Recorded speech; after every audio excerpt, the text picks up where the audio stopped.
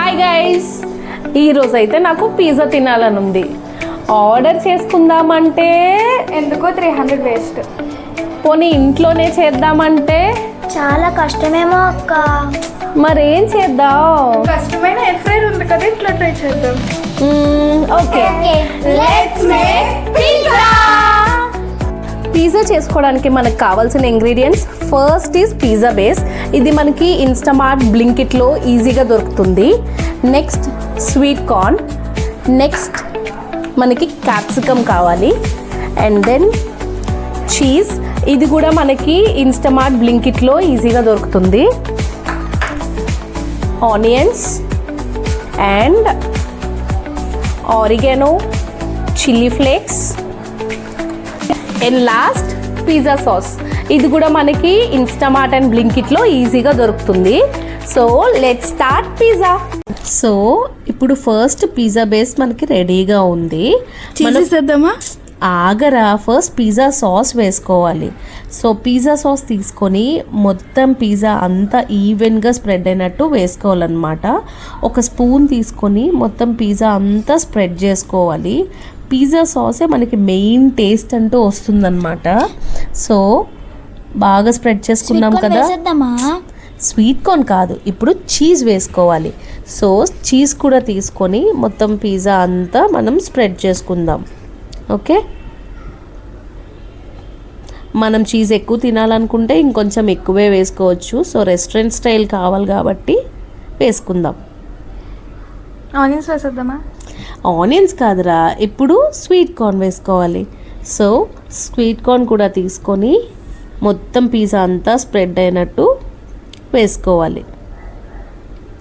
Okay, so ఈవెన్గా spread అయినట్టు మొత్తం స్వీట్ కార్న్ వేసుకోవాలి. మన టేస్ట్కి తగ్గట్టు వేసుకోవచ్చు.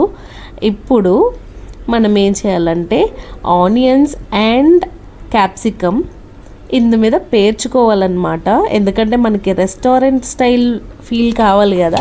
సో ఒకటి ఒకటి పేర్చుకుందాం దీనిపైన. సేమ్ రెస్టారెంట్లో మనం బుక్ చేసుకుంటే ఎలా అయితే పిజ్జా వస్తుందో ఆ షేప్లో మనం ఇందు మీద పేర్చుకుందాం. ఓకే, ఒకటి ఒకటి, ఒక క్యాప్సికమ్ అండ్ ఒక ఆనియన్, ఒక క్యాప్సికమ్ అండ్ ఒక ఆనియన్. ఐ థింక్ సరిపోతాయి అన్నమాట.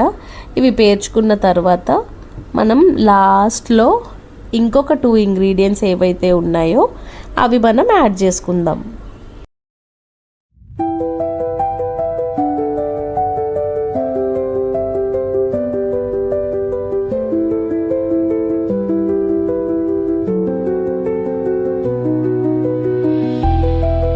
సో ఇప్పుడు ఎయిర్ ఫ్రైయర్లో మనం ఈ పిజ్జా పెట్టుకొని పిజ్జా సెట్టింగ్స్ ఆన్ చేసుకొని 15 minutes బేక్ చేస్తే మన పిజ్జా రెడీ అయిపోతుంది. ఫైనలీ మన పిజ్జా అయితే రెడీ అయిపోయిందండి, చూసారా? ఇప్పుడు మా తాతంతో పిజ్జా కట్ చేద్దాం రండి.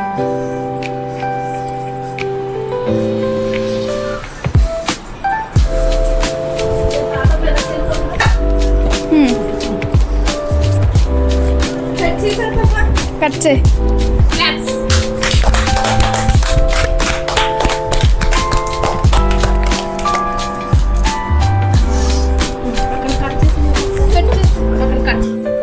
తాతమ్మ టేస్ట్ చేసి చెప్పు. అన్నం ఎలాగుంది పిజ్జా? చాలా బాగుంది. అందరూ తయారు చేసుకుని తినొచ్చు. సాయంత్రం వేళ ఇంకా బాగుంటుంది. Okay guys,